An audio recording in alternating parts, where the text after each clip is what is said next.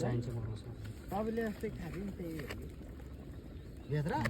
काँको आरिएर दाँतभित्र चिर्ने होइन टाउको थियो देख्दा एकतिर मात्र आगो लाग्यो त यता नि बालेको मैले तपाईँले यता यता भने अब तपाईँ उता हेर्ने त्यहाँ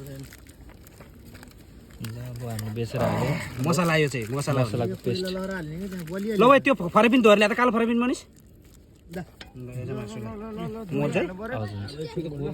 बल्यो बल्यो त्यो त ल अब फेरि यसलाई म्यारिनेट गरिएछ